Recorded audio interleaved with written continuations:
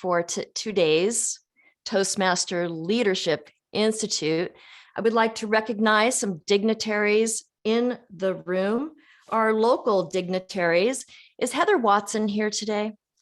Our district director, Tina? No, she's not. Okay. Well, we miss Heather, and we wish her the very best. We have Tina Tate, our current program quality director, who's soon to be our district director. Go, Tina. Linda Vorthman, our program growth director. We have our incoming program growth director, Tommy Price, and of course, our incoming president, international president-elect, Matt Kinsey, who you will hear from shortly. If there are any other, and I know we have other dignitaries in the room, past district directors, if you wouldn't mind putting in the chat, that's me. And let us know what your past accolade is. Club Growth Director, Sandy Malone. Anybody else? I would love to give you recognition. Oh, of course, Baxter Kent, past district director. Who can forget Baxter's wonderful year? It was very inspiring.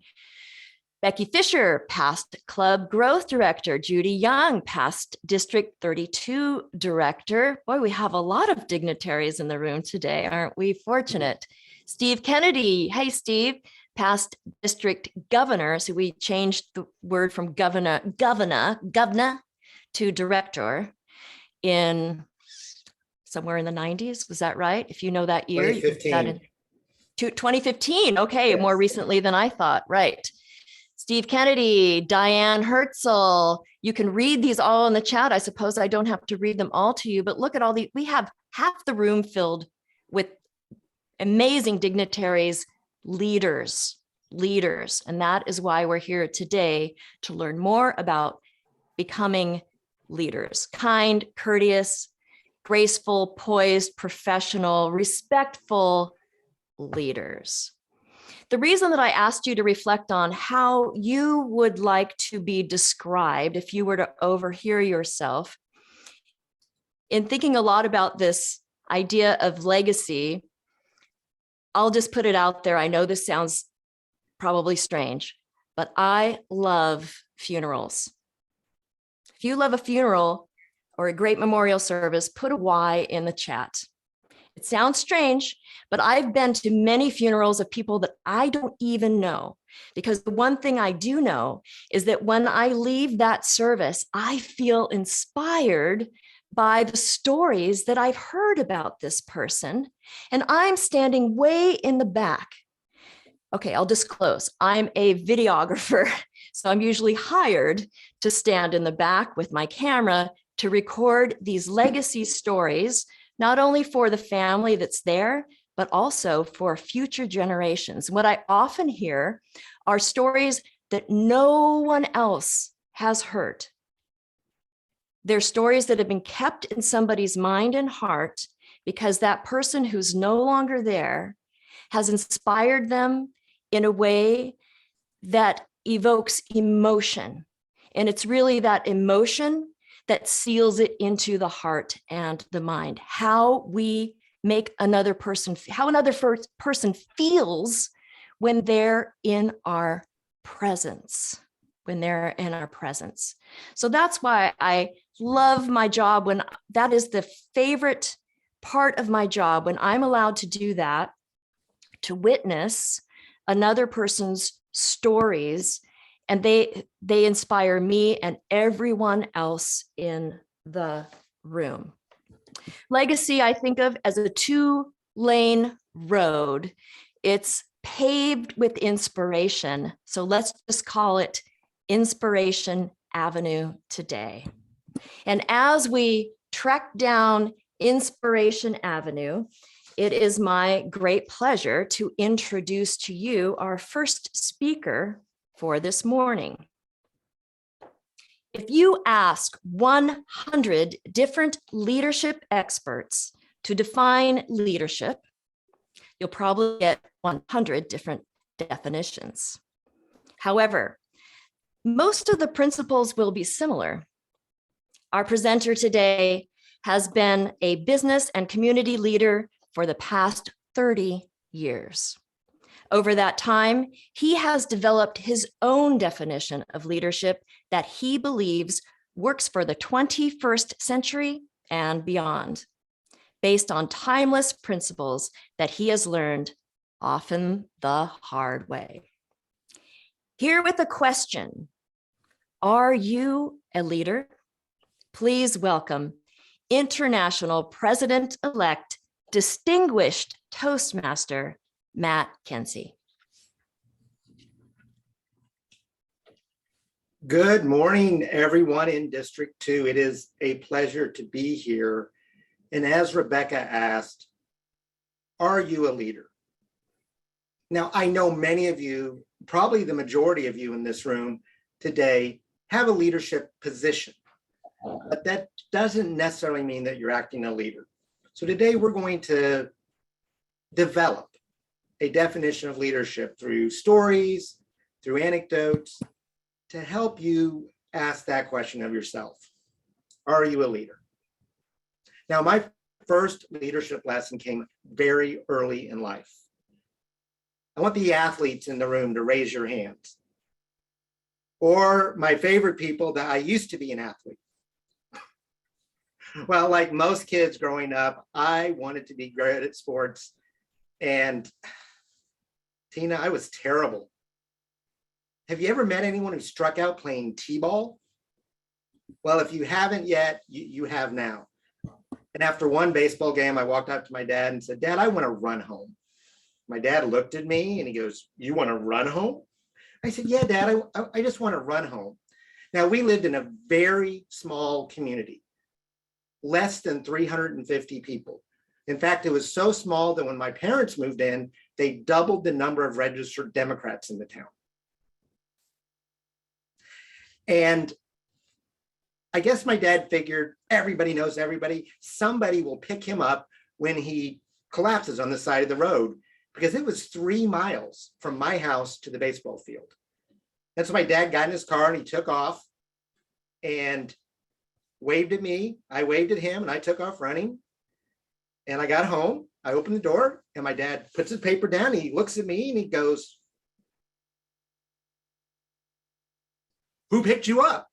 I said, "Nobody, I ran home." "Matt, I think we found your sport." So I got into running and I loved it. If you're an endurance athlete, you know that feeling, that feeling of being out on the road, the runner's high, they call it, where the chemicals in your body just make you feel great, even though you're putting out a lot of effort. Finally came the day for my first race. And there I was on the starting line. Starter raised her pistol. It went off and I felt, how many of you remember that television show back in the 1970s, the $6 Million Man? Yeah, you know, no, no, no, no, no, no, no, no, no, no, no, no, no. And that's when I realized that that's how fast I was actually running, because all of the boys were passing me. And then all of the girls. Out of 173 runners that day, I finished 173rd. I was humiliated, defeated, borderline depressed. And I walked up to my dad and said, "Dad, that's it. Sports is not for me. I quit." My dad looked at me. And you might have thought he would have said something like, "Well, Matt, you can't quit. You made a commitment." Or Walt, did you ever hear someone say, "Matt, you know, winners never quit and quitters never win"? No, he looked at me and said, "Well, Matt, you can't quit. Your team needs you." What? Dad, I couldn't even see the short little girl who finished in front of me. Nobody cares that I was here today, and no one will care when I don't show up tomorrow. I'm done. And my dad just kind of chuckled. He said, "Well, Matt, first of all, that short little girl, she feels a whole lot better today because at least she beat you." Thanks, Dad. But more importantly, when you go back tomorrow, and you will, no one else has an excuse to quit. Your team needs you. Now, I've thought about that a lot. I think as we get older, we actually reflect on the things our parents tried to tell us. And I think what my dad was saying is similar to what John Maxwell says, is that leadership is influence. But it's more than just influence. You have to go out and exercise your influence. You actually have to use your influence to try to change the thoughts and minds and actions of others. So as you see, we're going to be developing this. So the first part of our definition, and if you're astute, you might be able to figure out how many parts there are by the positioning, but the first part is exercising your influence. But where are we going? And how do we do that? Well, positive feedback. Now, this is something Dr. Smedley stumbled upon 120 years ago, that positive feedback was more effective than negative feedback in changing people's behavior. So IBM found that when they switched from negative feedback to positive feedback, their employee engagement increased 3 times. A Gallup study of organizations found that those that practiced positive supportive feedback had a 20% increase in sales, almost a 30% increase in profits, and almost a 75% decrease in turnover, which is one of the most devastating costs to an organization. Now, the best ratio was actually 6 to 1, 6 positive comments for every critical comment. So with all due respect to the sandwich evaluation method, don't sandwich a leadership evaluation. And it's really hard to get a 6 to 1 when you have to have that crucial conversation with someone on your team. So what I have found is your positive feedback needs to be regular and consistent, and look at it over time. Because if I'm constantly giving Tiana positive and supportive feedback, when I do have to have one of those critical conversations, it lands much better because she knows I'm not always critical of her. I'm also very supportive of her. So she has that, we have that relationship, hopefully, that she understands that this is because of what the team needs and how she needs to change her behavior or change her performance to meet the needs of the team. So how do you do that? Well, these are just some ways. Are you genuine? Have you ever received feedback that you didn't really think was genuine? Some of you are about my age. We remember when the 1-minute manager was all the rage. You know, catch somebody doing something right. And I can't tell you how many leaders I worked with who you could see in their mind like, oh, I got to tell them something good at the end. And they would say something and it was completely meaningless because they were just realizing, oh, I didn't give them any positive feedback. That doesn't help. Show appreciation. And the more specific you can get it, the better. So I'm going to do that right now. So I've been working with Rebecca for the last almost 2 months trying to get this arranged. She has been so timely, so consistently reminding me of things that she needs from me in a positive way without making me feel bad, that it's encouraged me to be positive about being here at this event today. Now, I could just say, thanks for helping me get set up, and that might last a few minutes. But the more specific I can get, the more lasting impression it's going to have on somebody. So hopefully she'll remember that feedback a little bit longer. And again, I focused it on effort and behavior, not about whether she was good or bad, but here's the behavior that I saw. Here's the effort she went to in order to make me look better today. And timeliness. If I waited until perhaps I saw her in Nashville, the impact's not as much. It's also tailored to the individual. See, I made an observation of Rebecca, and I could be wrong, but my observation was that she would be very comfortable with me acknowledging her publicly. And she seems to say, yes, I am. Some people aren't. So in those cases, keep it light and then give the better feedback directly in a private conversation.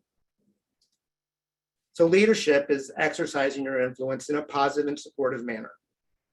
Now, I asked earlier, where are we going?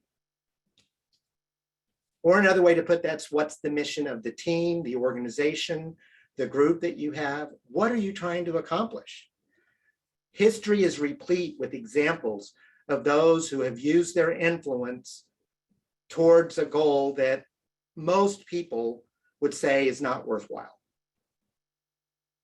Things that tear people apart, things that put people down rather than lifting them up. And I'm sure you can think of examples in your own history of people that you felt that with. And there's certainly well-known names that I don't need to go into that provide that example. So let's take a look at Toastmasters. The Toastmasters international mission is to empower individuals to become more effective communicators and leaders. Now notice this mission says nothing about clubs. It says nothing about districts. It's talking about what we're truly trying to accomplish. And the Rotary Alliance is an example of that. This was a way for us to empower individuals, even though they weren't members of Toastmasters, to become more effective communicators and leaders. The district mission, for those of you who have a district position, we build new clubs and support all clubs in achieving excellence. And I often get asked, well, which is those is the most important part of the district mission? And my answer is, yeah, both. They're equally important. There's not one over the other. Now, we do have more control of the district of building new clubs than we have over supporting all clubs and achieving excellence, but the district needs to do both. And the club mission. We provide a supportive and positive learning experience in which members are empowered to develop communication and leadership skills, resulting in greater self-confidence and personal growth. That's why we've joined Toastmasters. That's why Toastmasters clubs exist.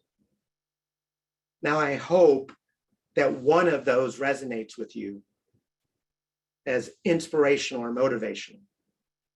If you're a club officer, the club mission is your guide to how you need to operate. At the district, you need to be asking yourself constantly, are we working and focused on the district mission, or are we getting distracted by other items? So leadership needs to be towards the accomplishment of a worthwhile goal. And I think the Toastmasters goals are very worthwhile because I can't think of a better gift that you can give somebody than genuine self-confidence. Now, there's more. Values.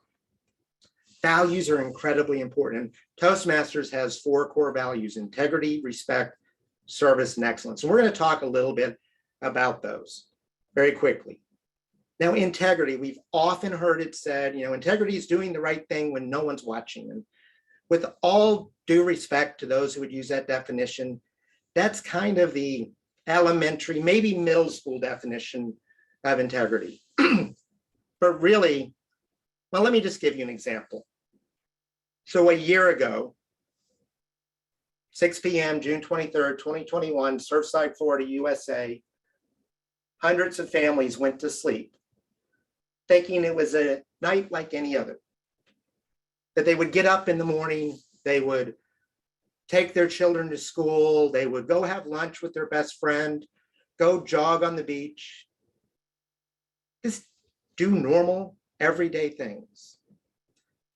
And around 1 o'clock in the morning, they were awoken to a horrific sound, the sound of metal screeching, concrete crumbling, and people screaming as they fell to their death. Because when I woke up on 8 a.m., June 24th, 2021, this is the picture that greeted me on the front page of the Miami Herald. Overnight, the building collapsed. And this news soon made the national news and even the international news. The headline on the Herald that morning: disaster in Surfside. 1 confirmed dead, 99 missing. Many more fatalities feared after Champlain Towers partially collapses early Thursday. This was a year ago. This is 30 minutes from where I live. Now, the investigation soon came down to 3 main causes. One of those was a structural design. There was an internal issue with the way the building was designed and manufactured that led to the collapse. The second was a combination of rainwater and salt water. This is 100 yards from the beach. And if any of you live near the beach, you know what salt water does to your boats, you know what it does to your cars, your doorknobs, anything metal. So water and salt water were getting into the building and making this design worse. But the most significant was that the board of the condo knew that there was a problem, knew that they needed to act, and did not act. And because of that, people died. What's the salt water in your leadership?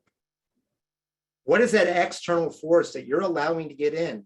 Who's the person you're listening to who doesn't have the best interest of you and your team in mind, who's trying to perhaps control the situation? Our integrity is just like this. We have propensities towards certain actions that undermine our own ability to be effective. And in a little bit, I'm going to talk about one of mine. We all have those. And then when we listen to external voices that aren't aligned with us, that aren't acting in our best interest, it makes that propensity come to the surface in great numbers. But then do we clean it up? Do we take the necessary action when we fall out of integrity to clean it up and say, Rebecca, I'm sorry I didn't get that to you on time? Sometimes it's easy to fix, sometimes it's not. But are you taking that step? Integrity is an inside job. It's when your actions are aligned with your values and you're operating based on those values rather than personal gain. Now, respect. Some of you recognize this woman, the Queen of Soul, Aretha Franklin, and her most famous song, R-E-S-P-E-C-T. But what's really important is she says, find out what it means to me. Dr. Tony Alessandra calls this the platinum rule. Not to do unto others as you would have done unto you, but to do unto others as they would have done unto them.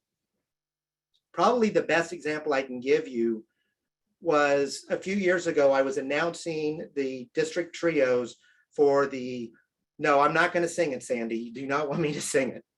But I was announcing the district trios for the President's Distinguished or Smedley Distinguished Award. And there were many names there that I was not used to hearing.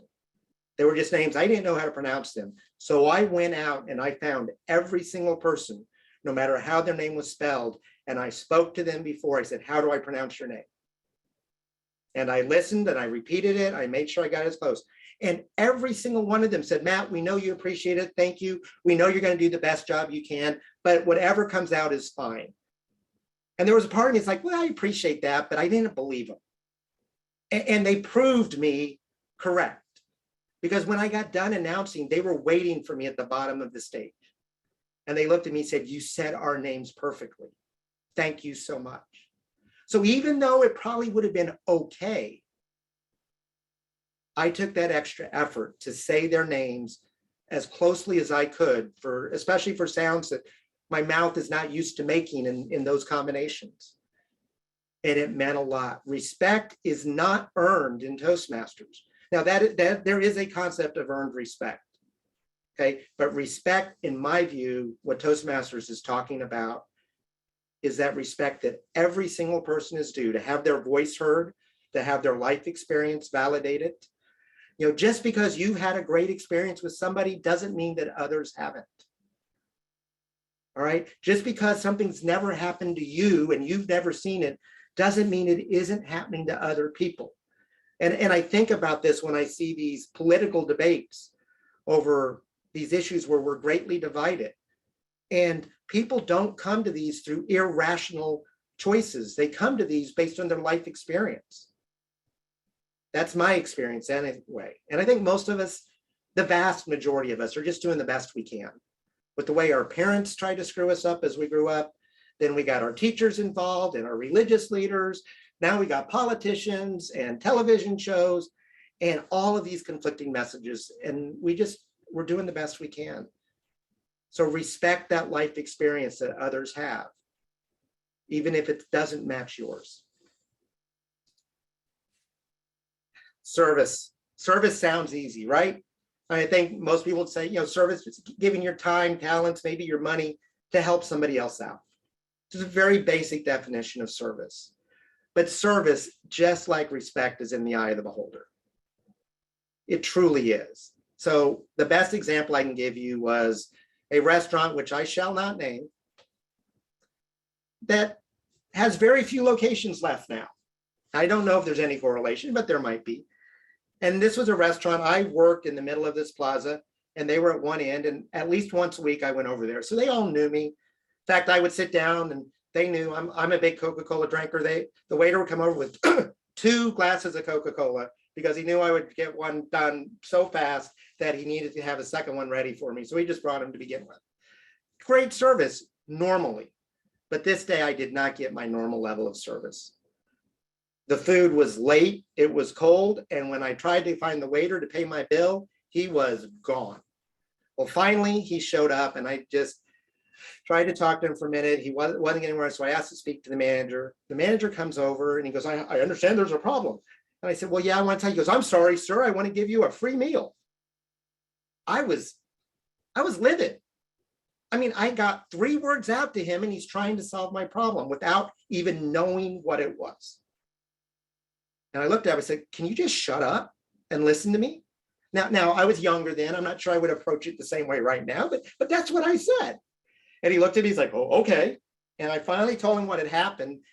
And I sat there and he kind of looked at me nervous. He's like, are you done? And I said, yeah, I'm done. He goes, okay. Never asked me what I wanted. And he goes, well, can I offer you a free meal now? And I was like, excited. I walked out and I decided, you know what? I'm going to call the regional manager. She needs to know what's going on. So I went through the yellow pages. Yes, yellow pages. I found the regional office and I called and I got through. And when she called me back, well, let's just say I got a very clear understanding of where the store manager got it from, because she did not want to listen. All I wanted was that the next time I came in, I got my normal level of service. That was it. Do we do that in Toastmasters? Do we assume that the reason somebody joined Toastmasters a year ago is why they're still in Toastmasters today? Probably not the case. Service is in the eye of the beholder. And are you meeting the real needs of your members? And excellence. There are so many stories of excellence, but I love this quote from Aristotle. He says, excellence is never an accident. It is the result of high intention, sincere effort, intelligent execution, represents the wise choice of many alternatives. Choice, not chance, determines your destiny. I just love this quote and speaks so well. Are you operating your club, your district, your area, your division with high intention, sincere effort, and intelligent execution? Making wise choices, because that determines your destiny.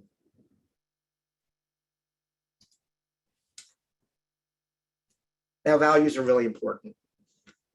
And when we fall out of our values, it hurts people. Some of you recognize this gentleman. For those of you who don't know, I'm an amateur cyclist. I just passed 250,000 miles on my bike this year. Not for the year, but lifetime. And Lance Armstrong was my hero. I rode with him once. It was a fabulous experience, but I saw some things in him that I didn't really like him. I still admired him, but I didn't really like him as a person. And then as his career went on, I saw other things, but I still was inspired by his story. Because after winning a world championship, he was diagnosed with testicular cancer, was given less than a 20% chance of living, and not only came back and made it back to the level of a professional cyclist, he won the Tour de France, the second American to ever win it. And then he won it again and again, and he ended up winning it 7 times in a row, more than anyone else, or so it seemed, because he was hiding a deep secret. Now, there had been rumors that he was using performance-enhancing drugs. And every time he would say, I've been tested more than any athlete in the history of the world, which was true. And I've never failed a drug test, which was almost true. And I believed him. Finally, he came out. Who else do you tell about? Lance Armstrong comes out to Oprah Winfrey. and admits that not only had he used performance enhancing drugs, he'd used it to such a level and in such a coordinated way that no one had ever seen it before. And not only that, that anyone who accused him, he destroyed their lives. Now, Lance has become a pariah, and many people have stopped watching professional cycling in the Tour de France sets. I haven't, because I understand that I'm not going to let one man lose that. But the problem I was running into when he came out was it destroyed me. Because I was so inspired by his story, and I started thinking these thoughts that, well, if the inspiration, the source of the inspiration was false, is what I accomplished with that inspiration also false?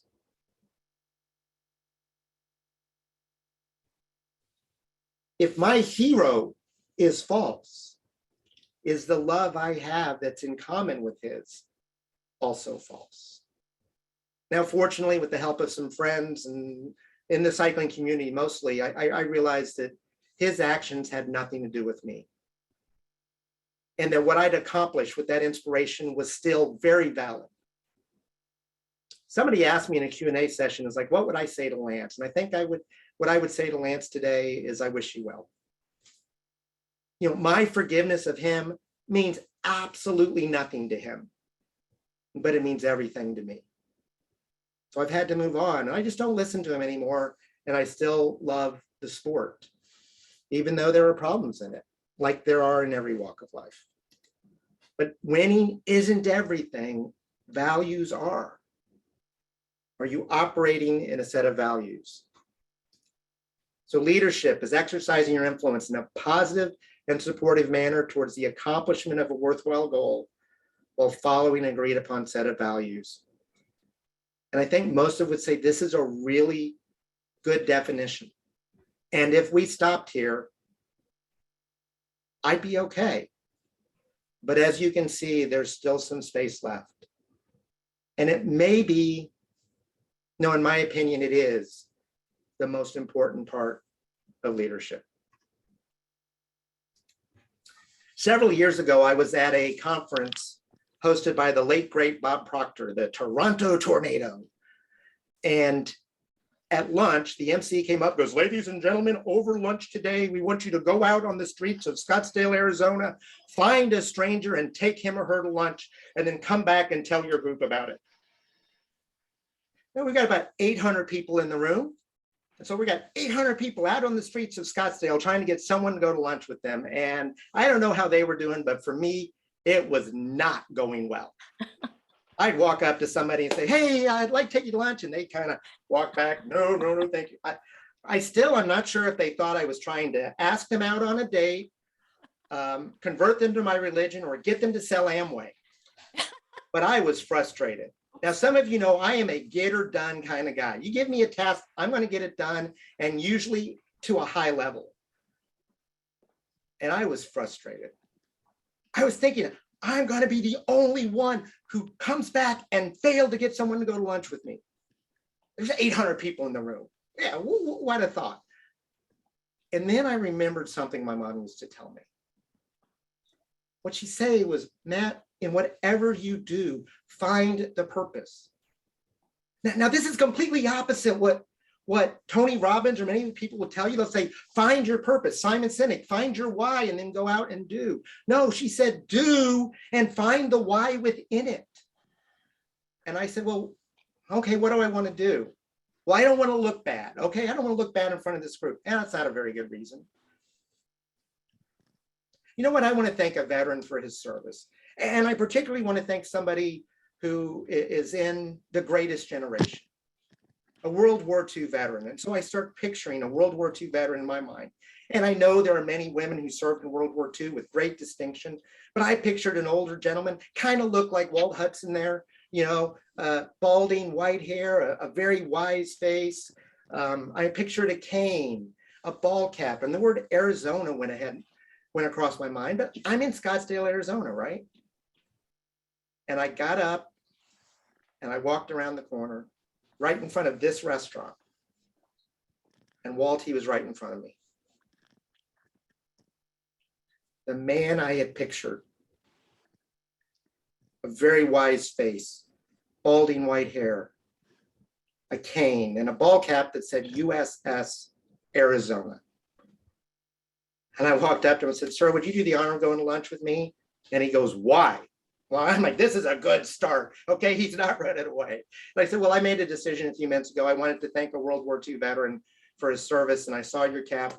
Would you please go in the restaurant with me and have lunch?" And he looked at me and goes, "Well, my mama told me never turn down a free lunch." So we went inside, ordered our food, and started talking. And the gentleman's name was Bill. And I said, "Bill, I noticed your cap. Did you know somebody on the Arizona?" He goes, "Know someone? Hell, boy, I was on the Arizona." I will never forget that day. It was just before assembly, and we heard the sirens go off. And I thought it was a drill. And then everyone started pointing, and I looked out, and I saw a squadron of Zeros coming towards us. The next few minutes felt like hours and seconds at the same time, because there were torpedoes in the water, there were bombs falling, the smokestack blew up behind me, and I got thrown into the water. And as I was treading water, I watched my ship sink to the bottom of Pearl Harbor. I'll never forget that day.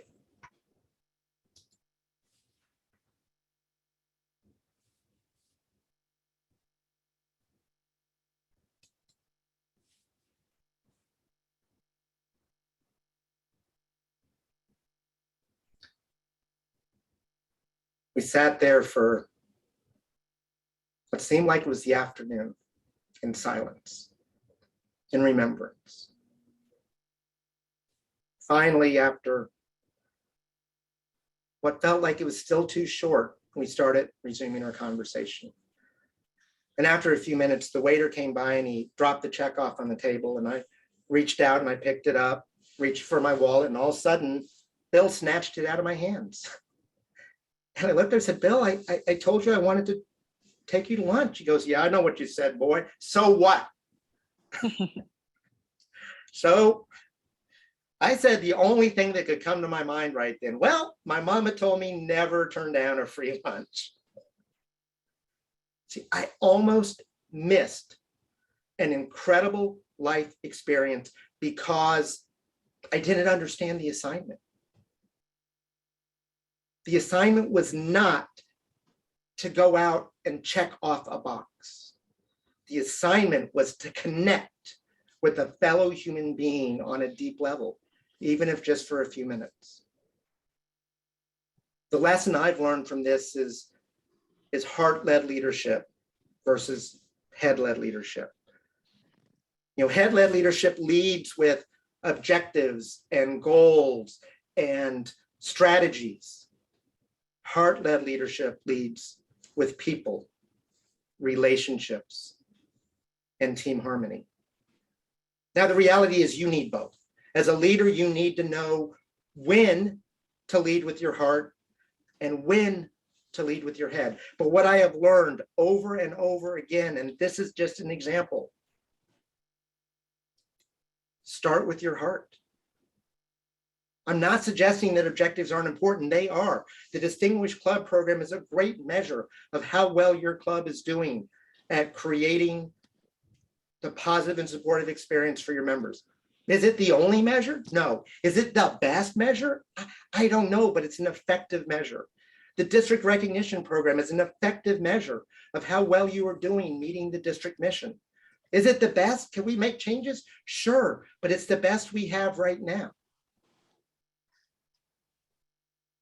But what I am suggesting is that none of that matters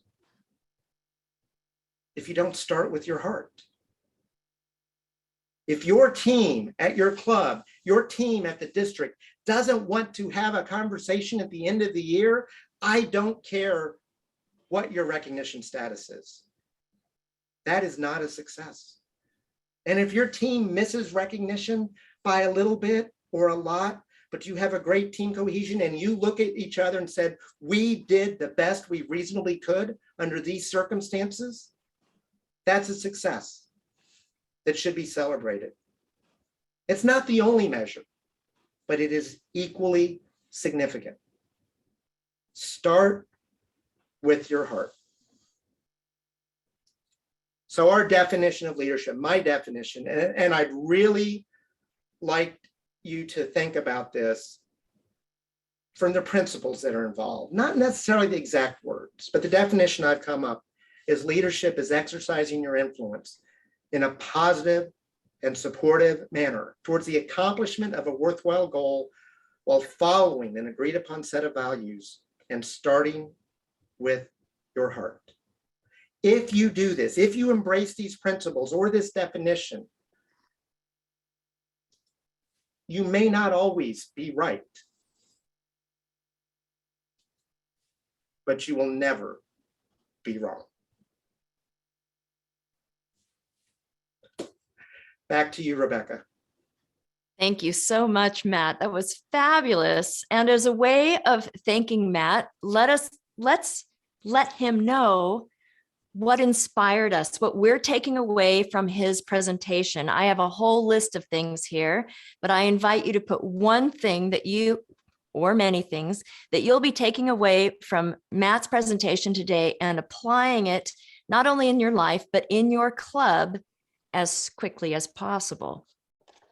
I loved that corrosion example that was unspeakable and powerful. Your use of metaphors, your use of stories and humor, Matt, you're an exceptional, exceptional speaker and obviously an exceptional leader. Look at all of these things in the chat, everyone. Take a moment to read some of these, challenging yourself, lead with your heart. They're coming in so fast, I can't even keep them on my screen here. But Matt, I invite you to save this chat so that you will have these to take with you. Thank you for your time and for being with us today. We're so excited that you will be to work. Our leader. Yes? Who just said that?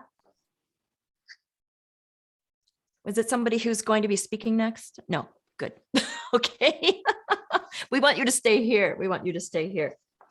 Moving along with our agenda and our theme of This is Legacy, Leadership Legacy specifically, it is now my pleasure to introduce the first of three speakers who have a very long legacy in Toastmasters. We could spotlight Ralph Fearson at this time. Our next speaker is a longtime Toastmaster and past District 2 governor.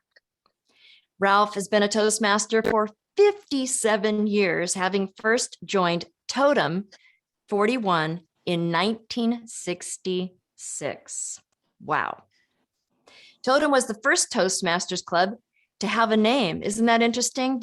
If you knew that, Totem was the first club in existence with the name, put a yes. And I'll bet I see no yeses in the chat, unless, of course, you're a member of Totem. Ralph has many honors. Among them are 2 distinguished Toastmasters awards, 2 DTMs. He was the Division Governor of the Year in 1984. That's around the time that I met Ralph for the first time.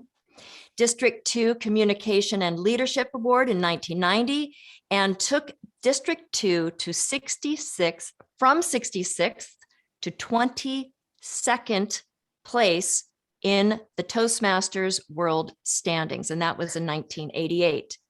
He received a presidential citation from Toastmasters International in 2006.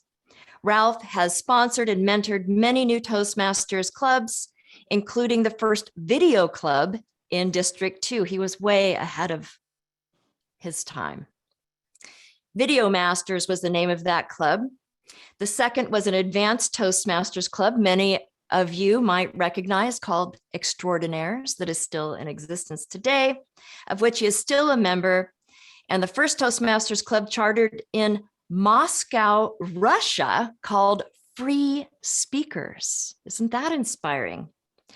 Little known fact about Ralph is that he was not the first choice nominee for District 2 in 1987, or even the second, and that is another interesting story that we hope he'll uncover for us today. With his legacy presentation titled Beyond the Templates, please help me welcome distinguished Toastmaster and past District 2 Governor, Ralph Pearson. Ralph?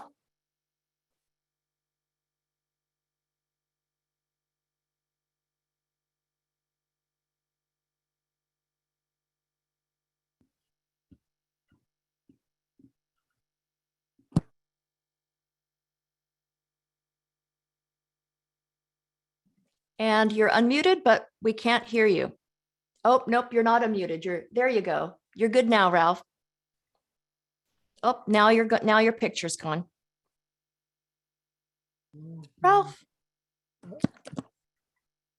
There you go. Now we can see and hear you.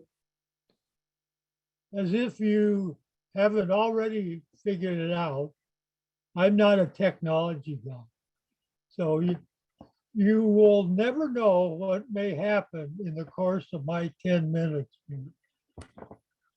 Moving forward with being part of this great program that Rebecca has put together, Rebecca sent me several questions that I might use as part of what I can present to you. And they're kind of interesting questions to get started with this discussion. The first thing is that what brought you to Toastmasters? Well, like practically every other Toastmaster, I was invited by somebody. All this business about ads in the paper back in those days, or Google online, people don't go there looking for Toastmasters. They go to Toastmasters because somebody like you invited them to come and join Toastmasters. And that was the way it was back in the early days of Smedley, and that's the way it's always going to be. So just remember, you are the key of inviting and bringing people into Toastmasters. Her second question was, what point do you transition from speaker mentality to speaker leader mindset? Well, I don't think anybody knows, because it just happens. It's like asking your self or your children, when did you become an adult? Now, you may be taller than your parents, or your children may be taller than you are at 16, but they are definitely not an adult. So that question can happen a lot of different times, and it varies. But you will know it when it happens. And for me, I knew when I was in Russia, talking to Russians that wanted to be Toastmasters in 1989, that I had made that transition. I didn't have any doubt or any uncertainty about that. And I don't know when that happened. Just like when I was in Australia talking to Toastmasters in Brisbane 17 years later. These were experienced Toastmasters, and they were district officers. And I was very confident in talking to leaders who were already leaders. But I knew that I had the confidence, as a leader and as a speaker, to talk to these people. So try to answer that question is different for everybody, and you really can't put a number on it or a date. It just doesn't happen. The third thing that I want to make as part of my presentation, beyond what Rebecca had outlined for me, is kind of to dovetail on what our international president-elect has talked about. And that's because I'm talking here to club officers. From your description of some of the people that are here, we have a lot of past club officers, past district officers. So there's a lot of experience here. But we are in a new era. And in a new era, we're going to have to make course correction. So for the next few minutes that I have left, I want to talk about values and benefits. What is the best advice I can give in my few minutes? So for those of you that are brand new club officers, those of you that have been coerced into being a club officer again, and some of you that are past district officers, you know what I'm talking about. And so I want to give you 3 or 4 tips, or what I call best advice, that might be useful in your building your club or clubs in the next 6 months, in the next year. And the first thing that I put on my list was values. And our international president-elect talked about this in several aspects. But what you present as a club every week is what the guests that you invite see.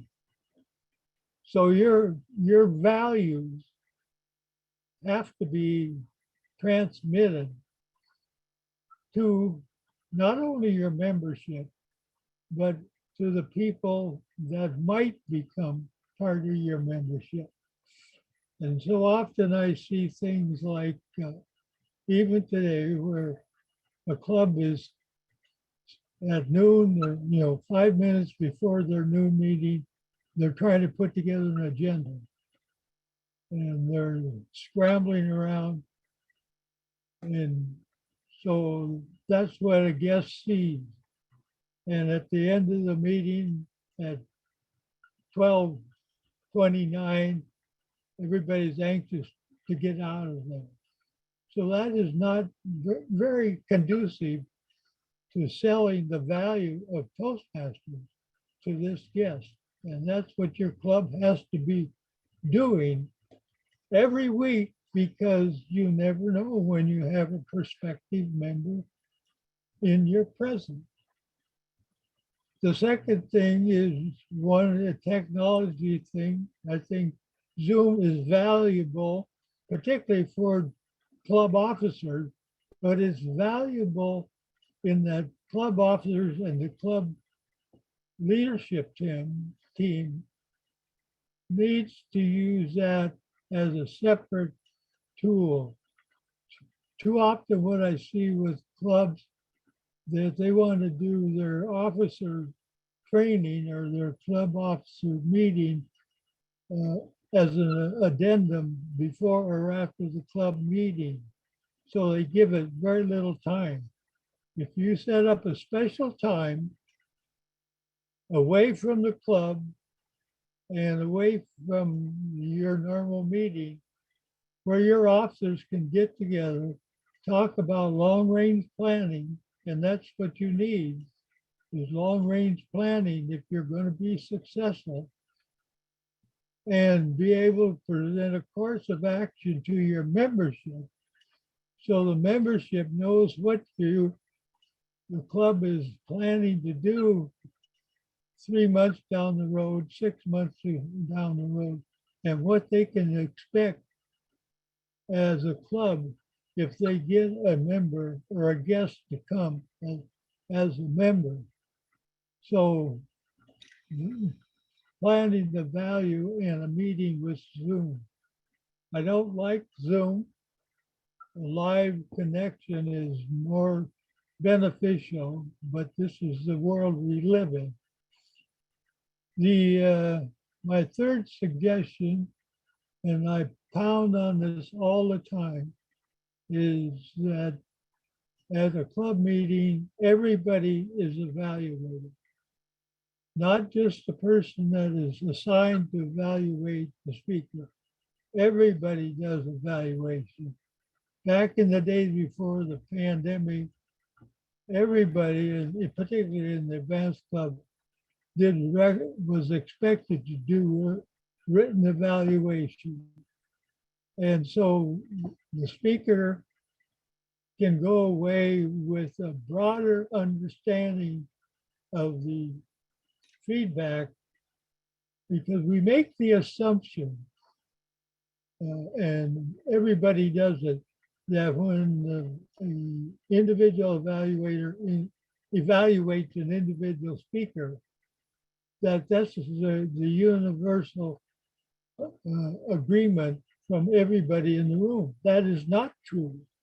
There could be different opinions on this particular speaker by others in the room that are never heard of unless you have written evaluations or some way of communicating everybody's opinion and feedback to the member, the speaker, the speaker involved.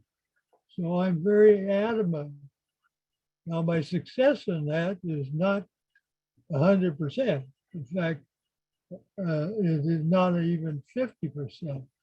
But this is the way, not only do you as a club member develop into being a very effective analyst of a good speaker and a better speaker, but you give the speaker a better understanding how he or she reaches the audience with with the message that they have. And that is often overlooked very frequently. These days, others tell me, well, we don't need to do that. We can email it. Well, that's true. If everybody in your club gave the feedback they had and they emailed it to the members in their club that were speaking, that would be wonderful. But the reality is they don't.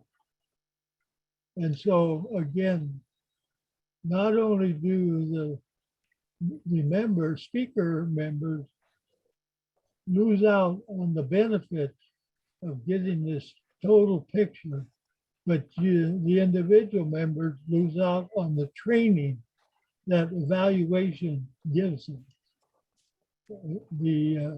So I really encourage a club as part of your value added plan for this coming year to try to build automatic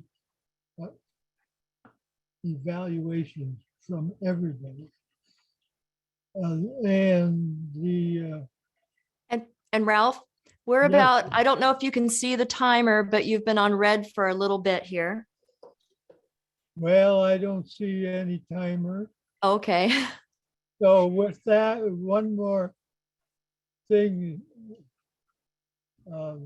Rebecca asked me to say what my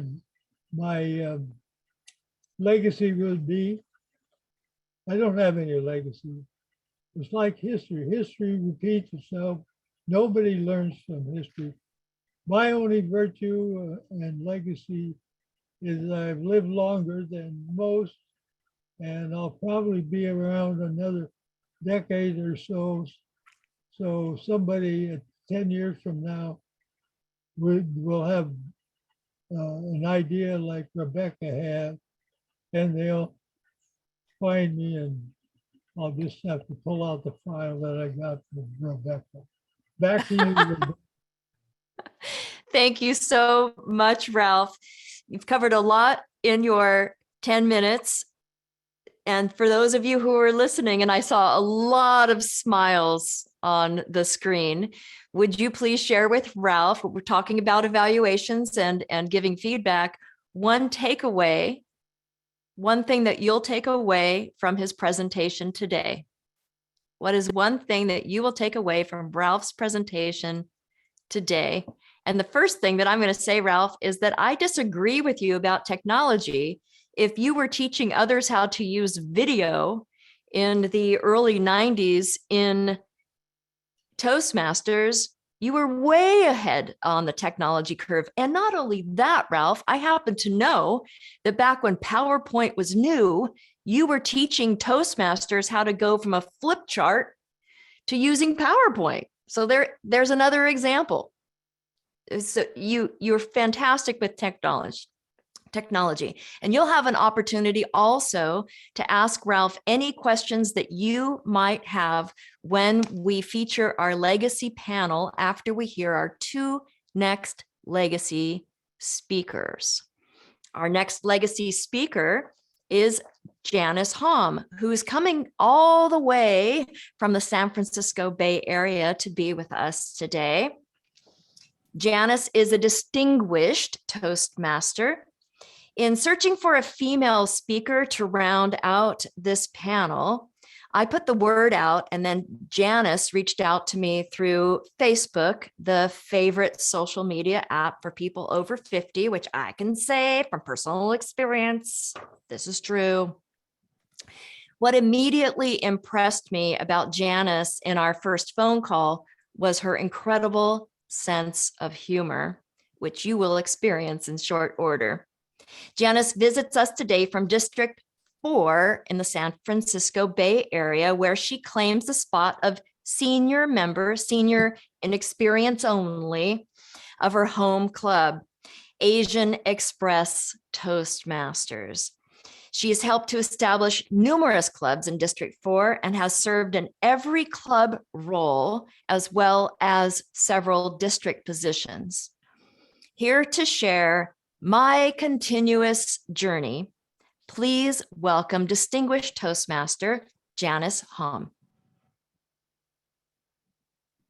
Good evening, fellow or good morning, Toastmasters, because usually I have evening meetings. But good morning, fellow Toastmasters, and welcome.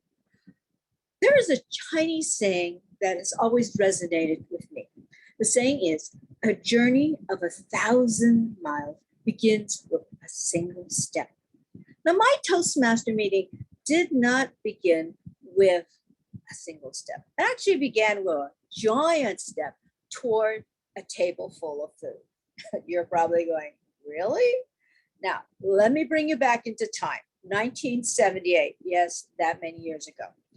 The date is Tuesday, September 12th. Oh, I remember it well. I had been invited to a potluck. Now, this potluck was invited by my friend was a member of the singing group. And he said, hey, what are you doing on a Tuesday? So I sort of said, okay, I'm available. I was young. I was brave. I was willing to sample other people's food. So I showed up. And now what my friend Herb Chow failed to mention was that he was district director, although a long time ago they were known as district governors. And he had founded a club, Asian Express Toastmasters. I was being invited to an open house event, big surprise. And he had said, well, since I found this club, we need members. And as you know, as all new clubs that started in 1977, a year ago, they needed new members. They needed an infusion of new members. And I was part of the new infusion. Let me confess, I'm an introvert. I am not much of a club joiner. But yet there was something in Toastmasters that totally appealed to me. It could have been the educational program. It could have been the support, the fellowship I felt in that room that night. It could possibly be getting over the stage fright that I would probably get. It usually is really not good, especially when you're a wedding singer, okay? Or maybe it was the opportunity to have dinner at different Chinese restaurant every time we met. Guess which one I liked. So it took less than 2 meetings, 2 people that asked me, so you want to join Toastmasters? It didn't take me that long. And yes, I joined. And so in October 1978, I became a member of Asian Express Toastmaster Club 2203 District 4. And this club has been my home club for the past 4 decades. Now, this morning, I'm going to be sharing with you the opportunities that I've gained over the years being a Toastmaster. First, I'm going to talk about the educational opportunities. Number 2, I'm going to talk about the leadership opportunities. And 3, of course, I'm going to talk about what is beyond Toastmasters. Yes, there is life beyond Toastmasters. Don't let anybody tell you there is. Let's first talk about the first thing, the educational opportunities. Now, let's be honest, I didn't think I could stay around this long. I thought 2-3 years, that's the most I should stick around, and then I'll just move on like anything. Well, I thought I would just absorb everything that I could possibly get from this group, then learn how to give meaningful presentations, and last but not least, gain control of my stage fright. I gave it, as I said, 2 to 3 years, but what I learned was I got to give speeches that were informative, and I learned from it. I learned something in the process. I learned how, of course, you will all learn how to do the opening, the body, and the conclusion, but we also learned the process, absorbing information, making it part of you, making that sure that when you're giving a presentation, that you are part of it, not just giving this informational one. It's too easy saying, well, John F. Kennedy was born and blah, blah, blah, blah. But if you said, I was there, not watching the funeral of John F. Kennedy, if you said something like that, that gives a more personal touch. And so I learned to do that. Then, and the things that I also learned was being a history buff, I learned a lot of other stuff. This is my favorite speech. This is like the past decade. This is one of my favorite speeches. I give a speech about goats, about sheep, and an almost war between the United States and Canada. That's my favorite speech. Why? Because all this particular kerfuffle could have been avoided had there been a land surveyor that can actually draw a decent map. Who knew? But if you ever want to know about that, so ask me later on, and I'll probably tell you what the war was all about. Anyway, so one of the things I also learned by educational opportunities was how to evaluate, how to really give good feedback, even though the speaker might not really want to hear that. Let me give you an example. I knew a person who gave a presentation who was, well, let's just say he is very religious, and he expected us to be persuaded to take on his religious stance at the end of the meeting. We couldn't quite take that stance because he was trying to convince us that if we followed his teachings, we could avoid being one of 3 million people in hell. Now, I've read the Bible, and I swear I've never seen that statistic. Well, by the way, the speech project required facts and figures. He used none of the above. At least he thought he was. At the end of the meeting, I got best evaluator. Yay, me. All right.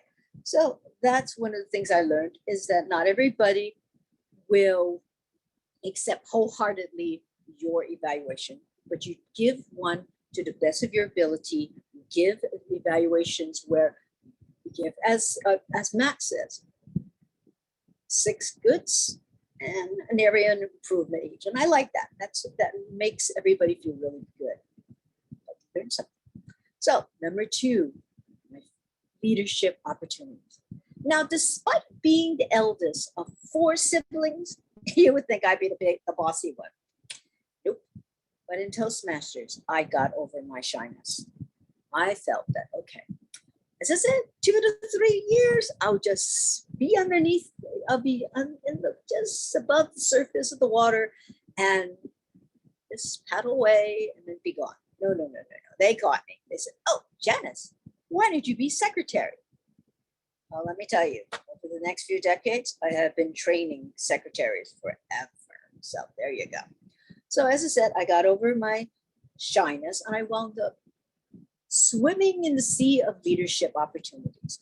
I wound up being, as a club officers, I served in every position. I served every year at the club level. I served at the area level 4 times as an area governor. So that was the official title. I was a division lieutenant governor. By the way, no one's ever used that title again. They're now known as division directors. And on the district level, I've served many years as a conference chair, as contest chair, and twice as district secretary. So do I know what I'm doing? Not really, no. Sorry.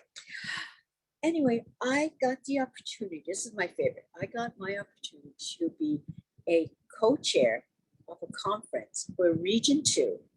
And by the way, we no longer do conferences anymore. Darn. So you're probably asking, so what is your most favorite thing that you ever want to do? Being a mentor. Now, I didn't think I would be teaching anybody. I don't see myself teaching.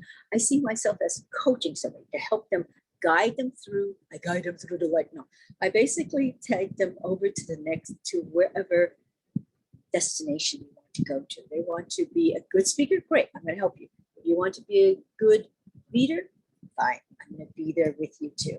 So that's one of the things I want to do. And so that's 2 things, the educational and the leadership. So what about the next? Number 3, beyond Toastmaster opportunities. Yes, there are. The moment they find out that you can do things, that you are organized, well, they start offering you these interesting opportunities. Case in point, I'll offer you 2. 1, a Toastmaster in Oakland, California said, hey, you want to help me with this project? Next thing you know, I am coordinating a dinner, a cultural program, and a parade. Now, I've done 2 out of 3. I've never done a parade. But what I learned in the 4 years that I did parades, Chinese New Year parades, that it's almost like doing a wedding procession. You just have to know where you put everybody and you know where to put the bride and groom in the right place. Do not put them in the middle of the procession. They're supposed to be up in front. So there you go. And the other opportunity that I've done is somebody offered me the opportunity of running for backstage for a production. And I just said, hey, I've never done that. I'll take the opportunity. What happens? At the end of the production, I give her 3 pages of evaluation notes. Yes, I'm that good. And when it happens, it backfires on me. Yes, for the next 3.5 decades, I wind up being the pageant director of the Miss Asian Global Pageant. Oh, Lord, why? So at the end of the rainbow, I find that whenever there's an opportunity offered to you, say yes. Don't say, oh, I don't know if I'm going to do it right. I don't know if I could do it. You can do it. Because if you say yes, you have the opportunity of asking for help. Don't be brave and say, I could do everything. If you are, oh, well, we can talk about politics another time. I'm just going to talk to you about the leadership of Congress. So as I said in the beginning, my favorite saying is, the journey of 1,000 miles begins with a single step, and has always served as a compass in my life. And so I feel that in order to get anywhere in life, just take the first step there and then continue on your journey to being a great Toastmaster. Back to you, Madam Toastmaster of the Day. Fantastic. Didn't I tell you she was funny, charming, funny, the whole package? And we definitely want to know more about the pageant director experience. That'll be my first question when we get to our panel. So just be ready for that, Janice. Thank you so much. Let's take a moment now. I already see some things in the chat. This swimming in the sea of leadership, that excellent quote. What was one thing that you will take away from Janice Hom's speech today? One thing. Look at all of these things, Janice. Be sure to save the chat because they are piling in. Just say yes, say yes. And I loved what you had to say about mentorship also. Very well crafted, very well structured, very well organized. You took us down the highway, that leadership legacy highway, paved with inspiration. And thank you so much, Janice. And we'll hear more from you momentarily. But first, it is my great pleasure to welcome our third and final legacy speaker to the stage, my good friend, Walter Hudson. Walter and I saw each other after this COVID break recently on his 92nd birthday. I was a day early for the party, so I missed it. I was so excited to go. I jumped the gun there, but we had a great conversation, and it was actually my discussion with Walter that ignited the idea for today's legacy panel. I think it's important for us to hear from our legacy leaders and learn from them, preserve these stories. And guess what? We're preserving this because it is recorded. Walter lives in my neck of the woods up here in Mount Vernon, or actually, I guess I should say my neck of the tulip fields, because that is the Skagit Valley, what Mount Vernon and the Skagit Valley are known for up here. Not so much woods, but tulips. Walter joined Toastmasters when he was a young man in the Army. Matt's story about, did you catch that, Walt, when he was looking for a veteran and then he looked at you on the screen and said someone like Walt? I thought that was perfect. That was perfect. So Walt joined Toastmasters when he was in the Army. He's been a Toastmaster for 50 years, with 1 year serving in a military, was it a military club in Iran? Was it a military Toastmasters club? Yep.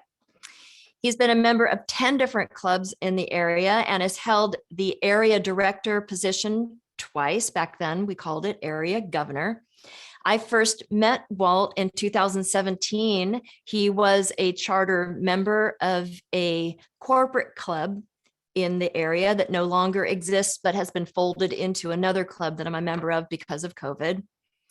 What I noticed immediately is that the members in that club, that new club, so mostly it was brand new Toastmasters in that club, they clung to Walter, his experience, his calm leadership, always there to be helpful. And I came up with this metaphor for you, Walt. I'm just going to read it. They clung to Walter's influence like white lint on a black wool skirt, but in a good way, not like you want to, get it off. It's just like, it's great, right? Just attracted to you. Walter would come early. He would stay late. He would tidy up, put everything back in its place. He was our sergeant at arms. He was very methodical and orderly and always did everything with a kind and calm demeanor. Walt has a way of speaking and leading and supporting others that makes room for their growth. When new members come to Toastmasters, you can always hear Walt say, like clockwork, you'll learn to speak and it'll change your life. That's Toastmasters. Here to share his legacy story, please help me welcome my good friend, Walter Hudson. Thank you, Rebecca. I'd like to make one correction to your introduction. I've never been in the Army. I spent 28 years in the Air Force. Oop, okay, that was a big oversight. Sorry about that, Walt. No problem. Toastmasters has absolutely changed my life. I was sitting at my desk in Ramstein, Germany in 1971 reading the Daily Bulletin, and there was a notice in the back on the unofficial, said, "Fly in formation, come to Toastmasters." I thought, what are they talking about? So I went to the Toastmasters Club for the sole purpose of learning what they meant by fly in formation. And they told me the reason they put that notice in was that we want you to have butterflies, but we'll teach them to fly in formation. So about halfway through that meeting, I became frightened. They were going to ask me to join. And these people were professionals. So I spent the next week wondering why it frightened me. So I went back a week later and I said, how much does it cost to join? Because if I wait till the end of the meeting, I'll get cold feet.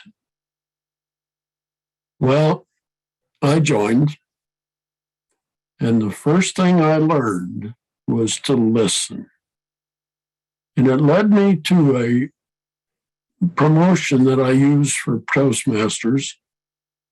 There are 4 basic methods of communication: reading, writing, speaking, and listening.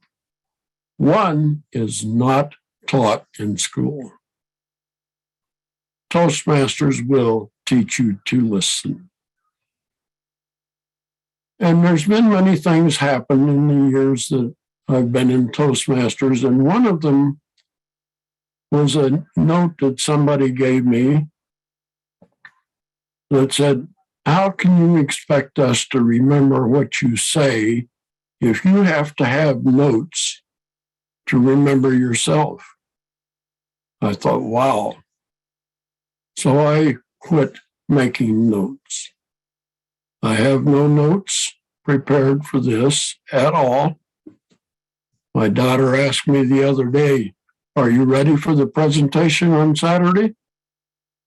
I said, sure, I've been preparing for 50 years. So what's going to come to my mind, I don't know, but I'm open. One thing that I did learn in Toastmasters is that they practice Christian values. And this is where I started my journey with Christianity. Now, I'm a fan of an author by the name of C.S. Lewis. C.S. Lewis was an atheist the first half of his life. Then he spent the next half of his life trying to tell people where he was wrong. Now, when I joined Toastmasters, I was sure that I was always right. And if you disagreed with me, I was very happy to explain to me your error. Toastmasters has changed me in the listening area to know when people disagree with me. I will stop my speaking and ask them why they disagree with me. Well, most people will say, oh, I'm just listening. I said, no, you disagree with me. Please tell me, because I welcome knowing what your opinion is. I've also learned the fact that everybody has a different background. Everybody listens through their grid of experience. And if what you hear is the intention of the speaker, then you have perfect communication. So Toastmasters has been monumental in my life. I have no desire to become a district Toastmaster, a distinguished Toastmaster. I've attained the rank of ATMB, for those of you who have been in Toastmasters for a while. And It's really enlightening for me. Thank you, Rebecca. Thank you, Walt. Let's take one moment now to share with Walter one thing that you will take away from his speech today. One thing that you'll take away. I loved the story of how you were feeling in that very first Toastmasters meeting way back when. I think most of us can relate to that. Did you join then on that very first meeting? You joined before you left the room? No, I've joined in the second meetings. In the second meeting. Okay. Wow. Great. Okay. You see the chat there, Walter? Yes. All these wonderful things. So we'll save the chat so you'll have that to take with you. And now let's invite our legacy leaders center stage, please, because now we will take some of your questions. You can put a question in the chat, and if you have a specific person that you would like to direct it to, put their name in there as well. What questions might you have now that you have these three wise people all in the same space? Who would you like to hear from, and what questions might you have? And I'll start off. I do have one for Ralph, and this goes back to the flip chart versus the PowerPoint. And Ralph, you are muted right now. So if you wouldn't mind unmuting yourself there. Yes, the Able Toastmaster Bronze Award is required after 6 advanced manuals. Wow, there we go. Okay, Ralph, you are not unmuted yet. And as soon as I see that you are, I will ask you this question.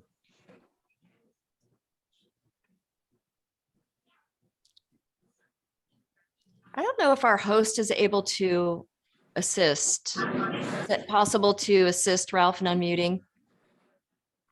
How am I now? Oh, there, I Yeah, can hear just you now. unmuted. I can hear you now. Yeah. So tell us Okay. about this teaching Toastmasters how to use PowerPoint, how you did it, and what your best advice today in using PowerPoint slides. Well,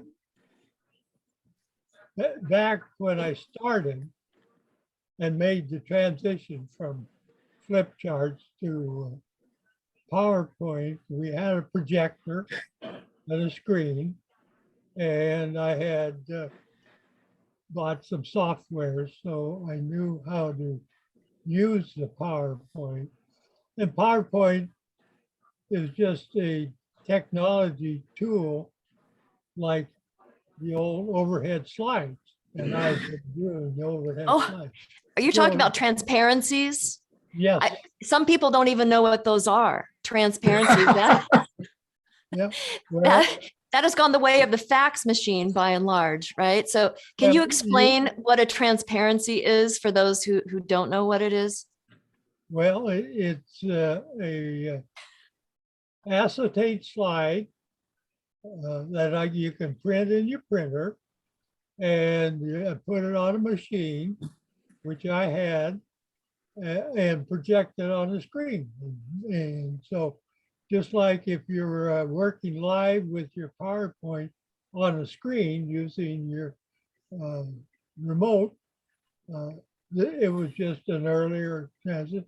In fact, interestingly, when I went to Russia with my 25 Toastmasters, I took that projector along, and we were able to have a power conversion. I was surprised that I hadn't thought about that, but we're able to use those slides in the overhead system at that time. So that was interesting.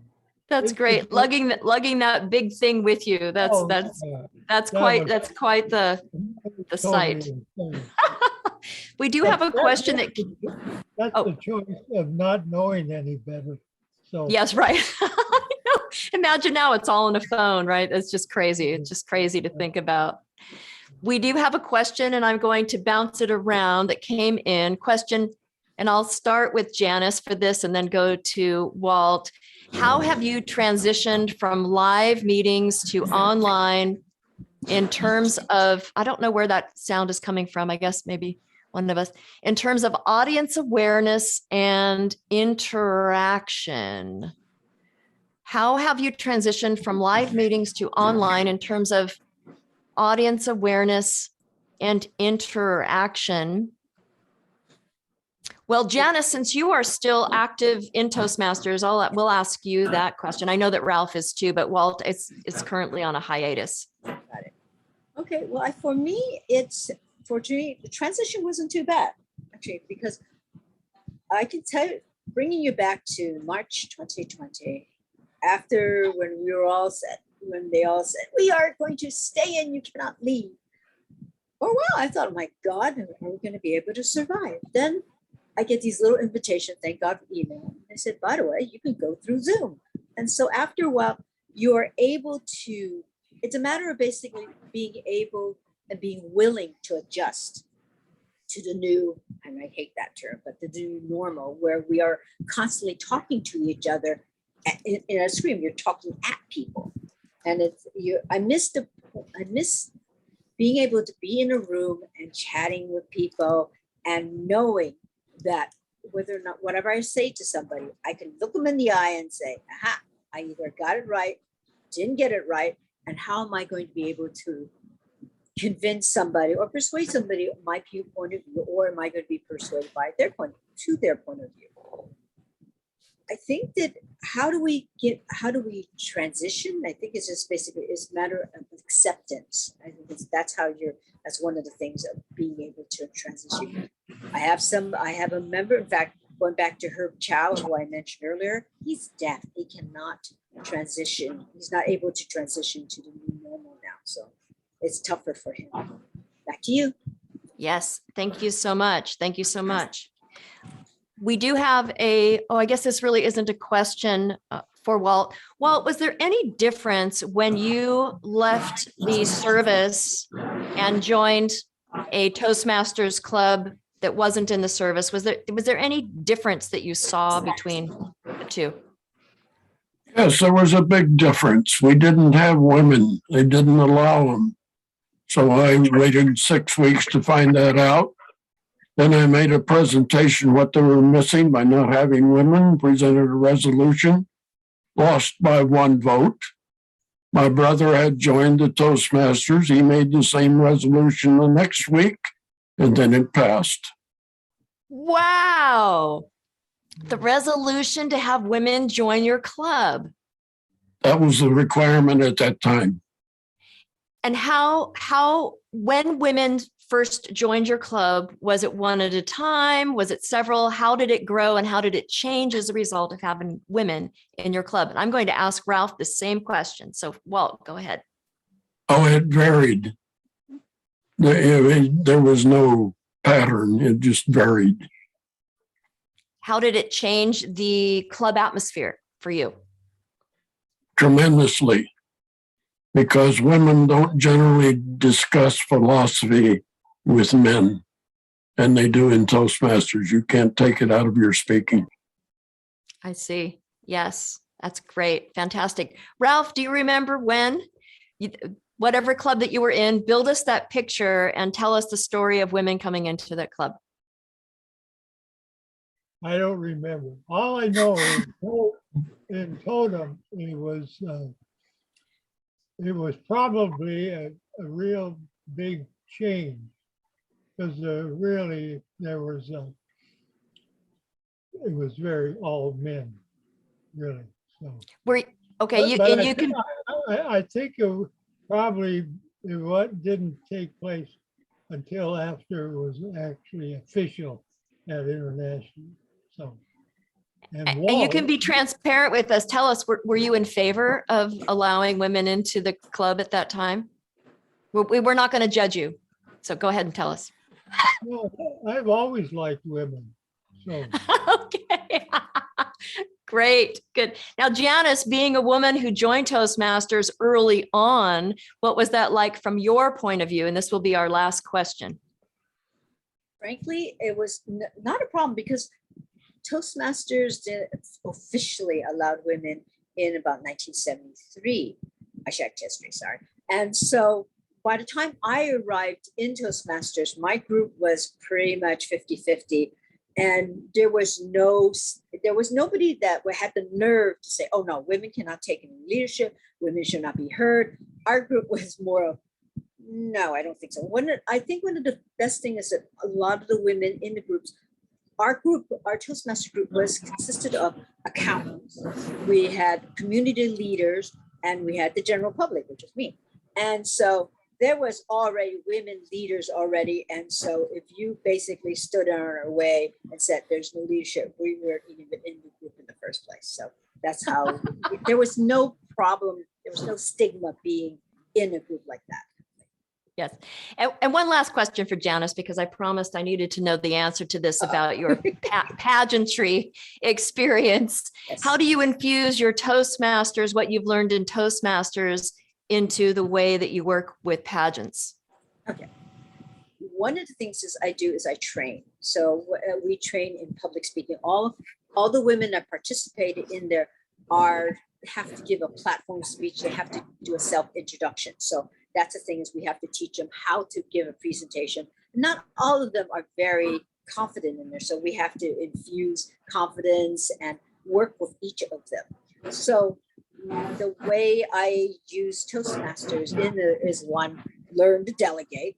It's tough. You have to learn to delegate, but you also learn to get everybody confident in giving presentation. I run very strict. And by the way, agendas. Dear God, have an agenda, because if you don't have an agenda and they can't follow it, it doesn't work for them. So that's one of the things that a lot of the pageant organizations are doing, is they really make sure that all the contestants can communicate, because that's how they are. They're representing their organization.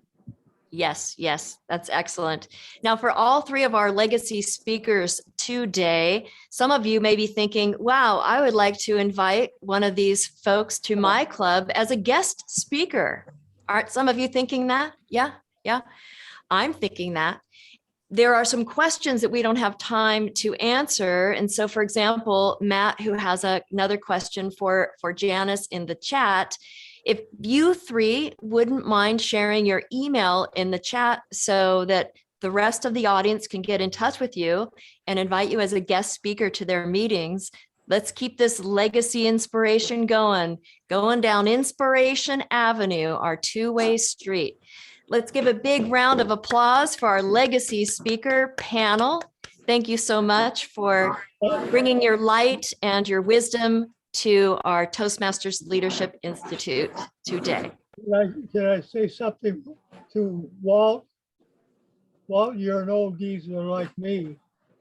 I'm a Vietnam veteran, so Army. So just to keep that in mind.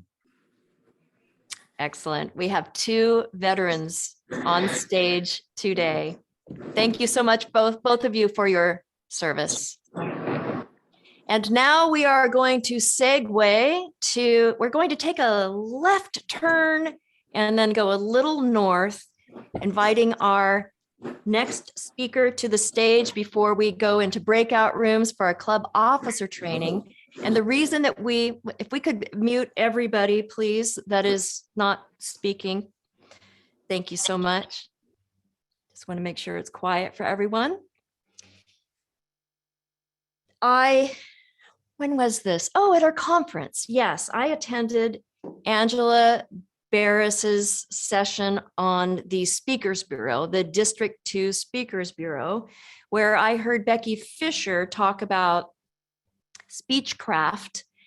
And it got me thinking. Angela and I spoke afterward, and I said,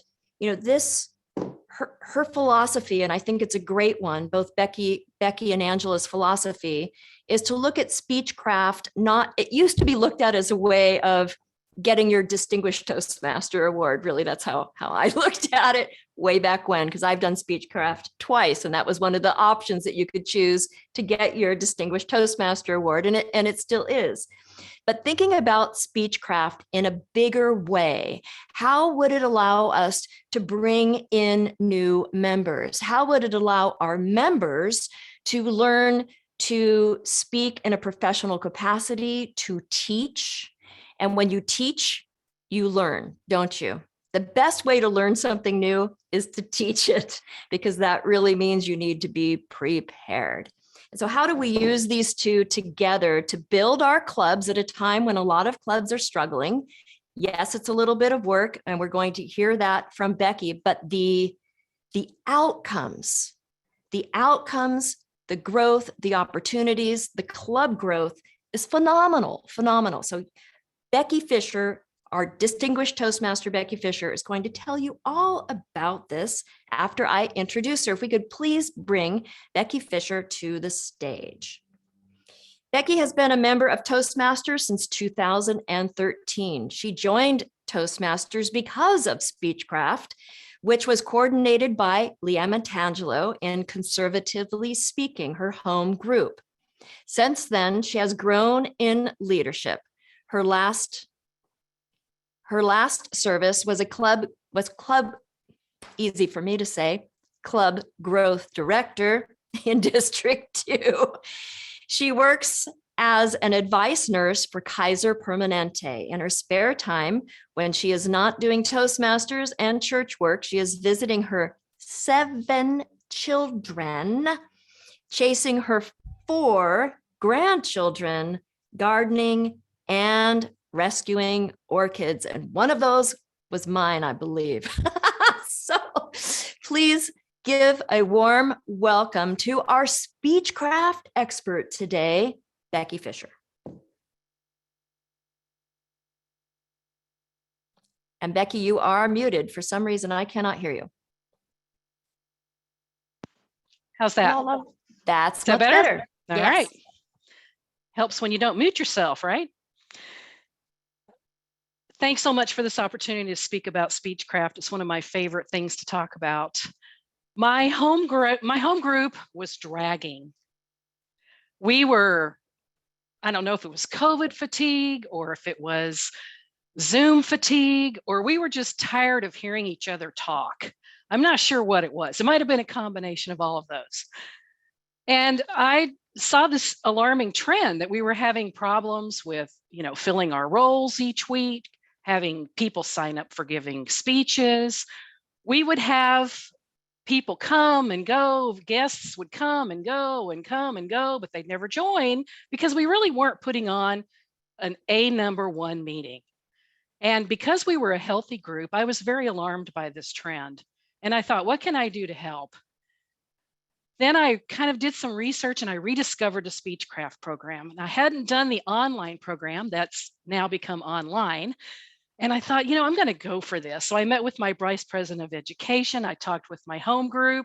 They all let's do it, And so we started an 8-week Speechcraft group.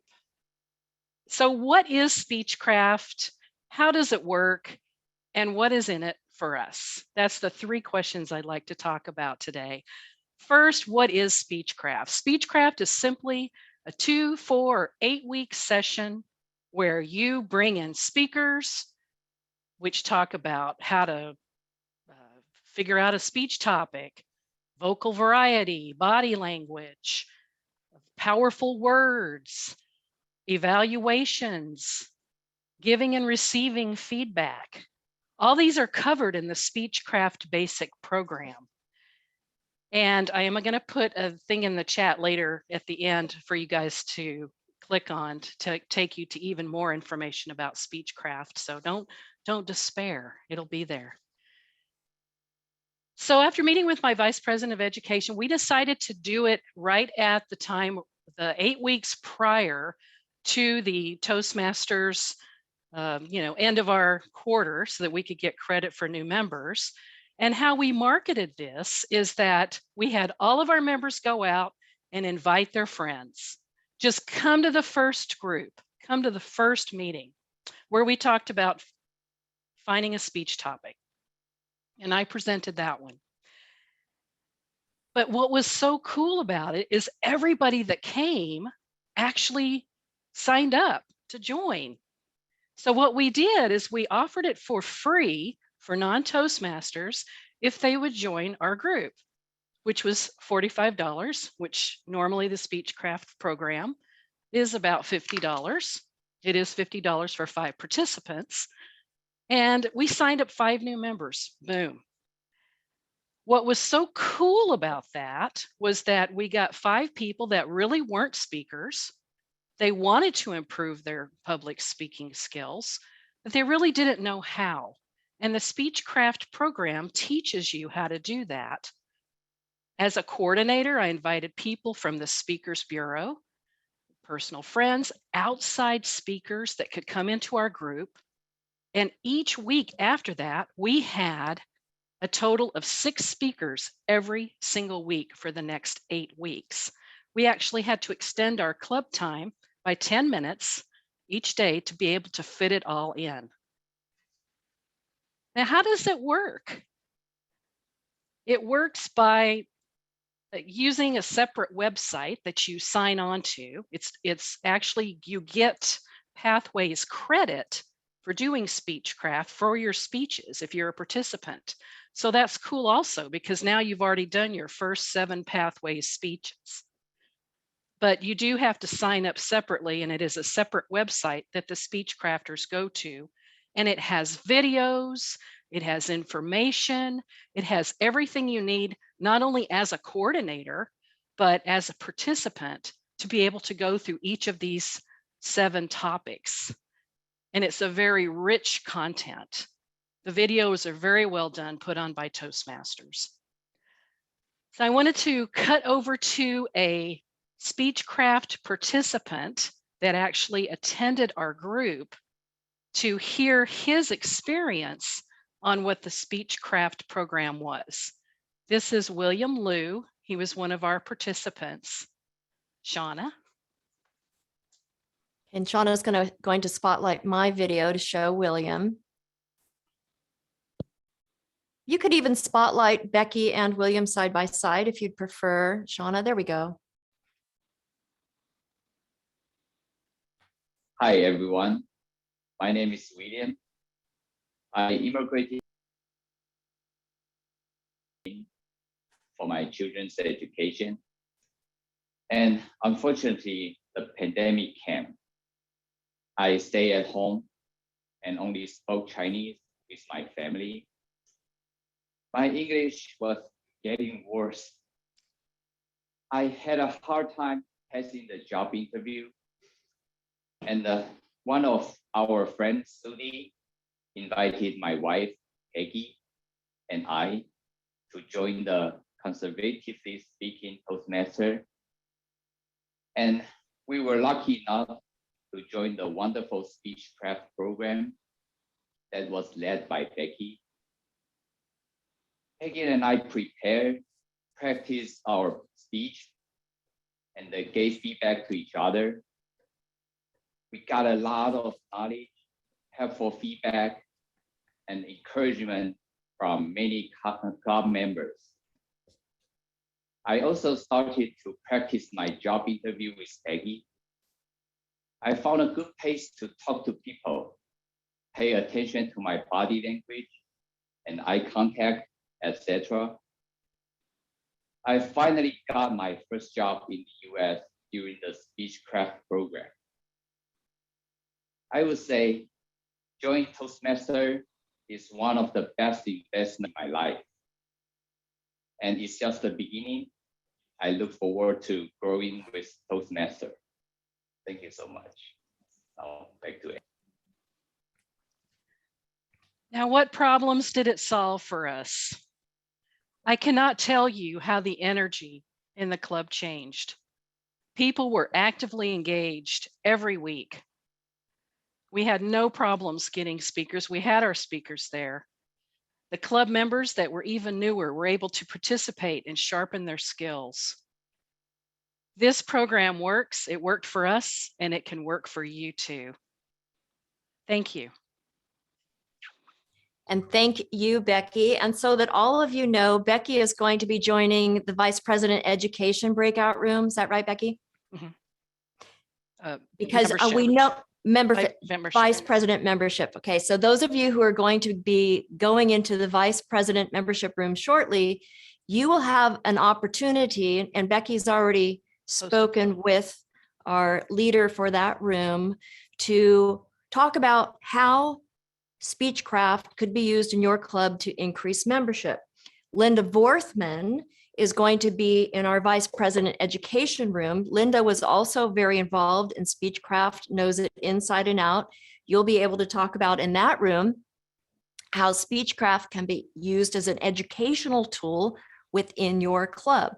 Then finally, Angela Barris, who also was very, very involved in this excellent Speechcraft where you just heard from William, she will be facilitating the President's Club Officer training. So you'll have plenty of opportunity to get all your questions answered about Speechcraft and more coming right up.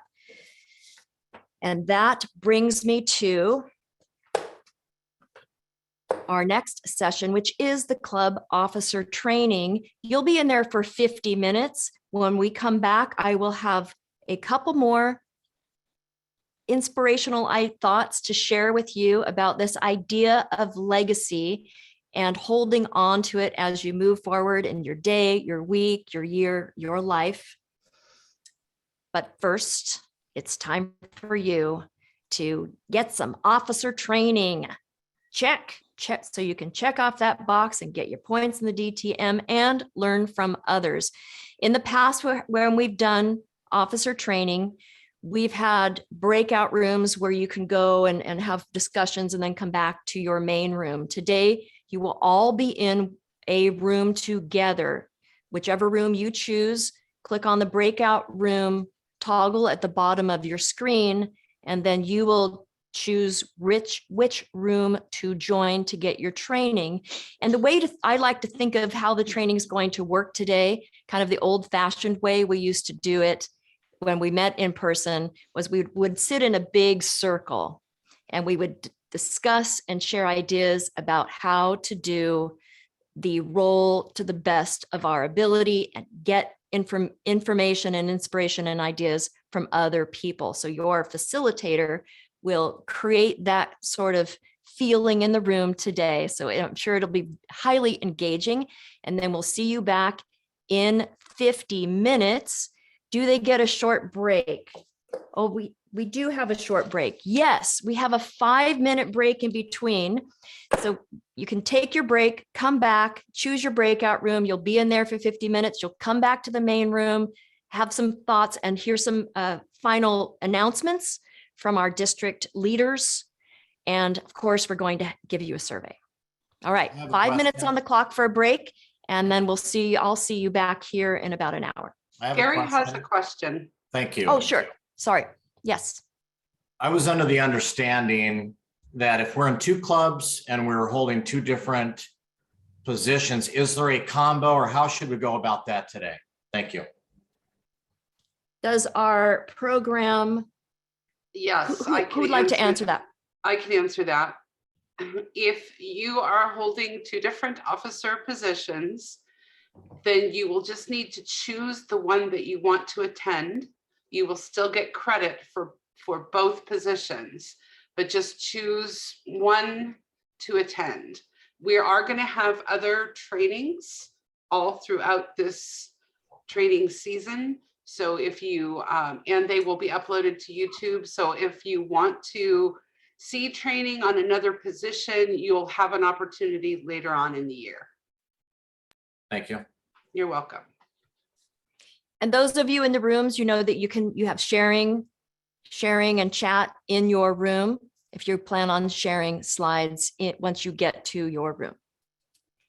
Any other questions?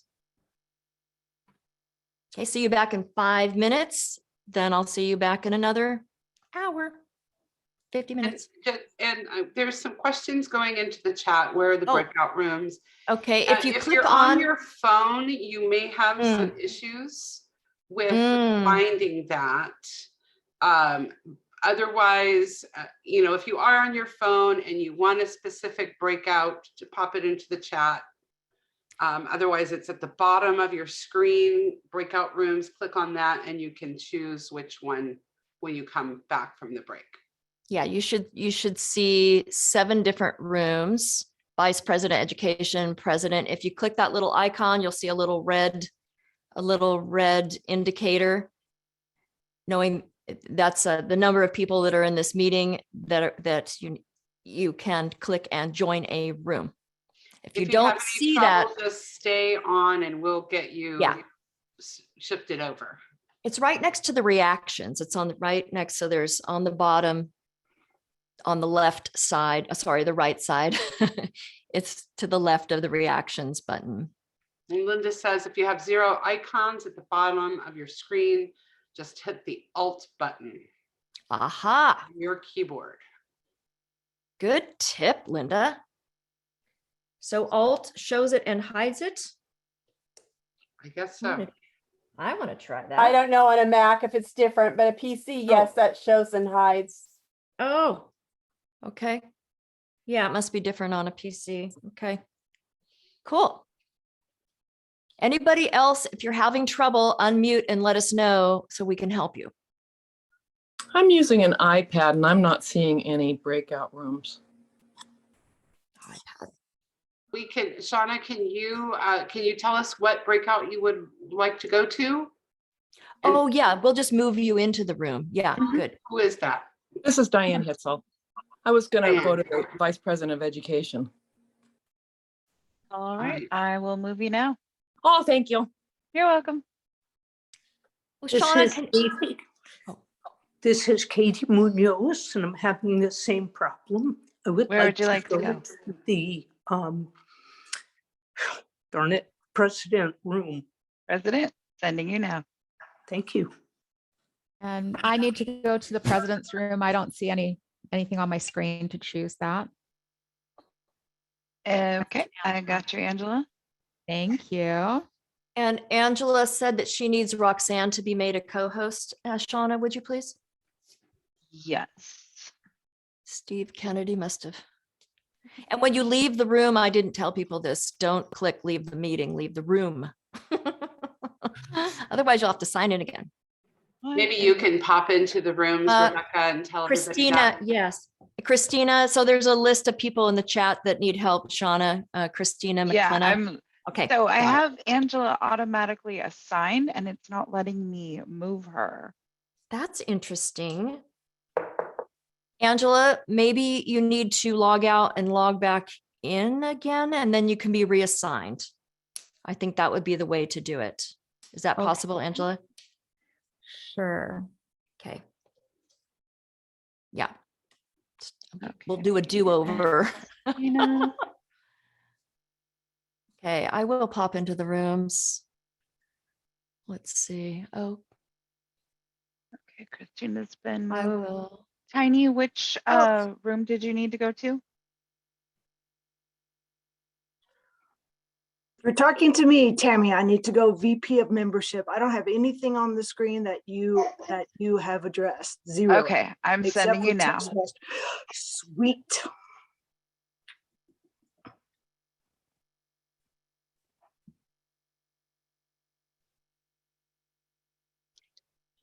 Toastmasters. Okay, let me know when everyone's back in here. Shauna, if you would please. Matt Romero and Vera TV, who couldn't stay long because he is on his way from Nashville at this very moment. Before I turn control of this meeting to our incoming district director, Tina Tate, I'd like to leave you with a question and something to think about. Here's the question part. How is it possible for this candle to burn for eternity? How is it possible? I'll let you think about that. Did you come up with this answer? To share it with another before its light goes out. This is how I think about inspiration and legacy. Our inspiration that we share with each other in Toastmasters through our stories, through our service. And if we go back to where we started today, the question that I asked, how do you want to be remembered? If you were the videographer in the back of your own memorial service, what stories do you want to hear from those that you touched? And those stories, when they're told about you and how you affected the lives of others, will fill the room with this light of inspiration, and a part of you will be part of people who may not have even met you face to face. And you will become part of their legacy as well. It's been my absolute pleasure to serve you today at this Toastmasters Leadership Institute. And with that, please welcome our incoming district director, Tina Tate. Thank you, Rebecca. That's wonderful. Wonderful job in leading this TLI. Thank you all for being here, for getting your credit for your clubs. I hope to see a lot more Super 7s this year. So please let everybody know about all of the upcoming trainings. There's lots of opportunities for your club officers to get trained. One of the things that I want to tell you about today is my phrase for next year. The thing that I would like us to focus on as a district, and that is authentic leadership. Being authentic means to be real, to be genuine. It also means to be vulnerable and realize that we're not perfect, none of us. Toastmasters is a learning lab. We're all students, we're all learning and elevating ourselves in our work world and our family life. And when you can be authentic and realize that it's okay to fail, then your members in your club, in your clubs, will get so much more out of Toastmasters. Let's make sure everyone feels welcome, that everyone feels valued. And please, please, please be your authentic selves. I want to also let you know that we are in search of area directors, and an admin manager is what I need. But we really, really, really need some area directors. If you're looking to get your district distinguished Toastmaster this year, you're going to need a district leadership role. I'm going to put my email in the chat. If you are interested in learning more about that, having a discussion with me about what that might mean, I'd be happy to talk with you and learn more about you as well. One of my goals this year is to learn more of the people in District 2. I don't know many of you, and I want to know you more. So please send me an email. Let's have a conversation and let's find out what your goals are.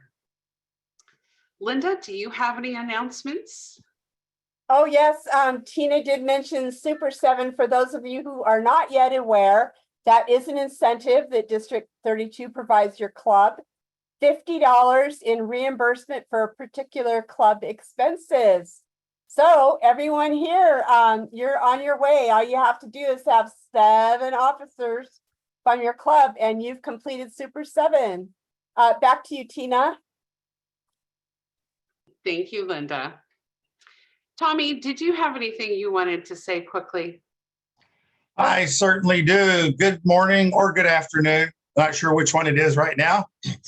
I'm excited about being the club growth director for District 2 next year, but I'm also excited about having the opportunity to work with some of you. We have a lot of leaders here.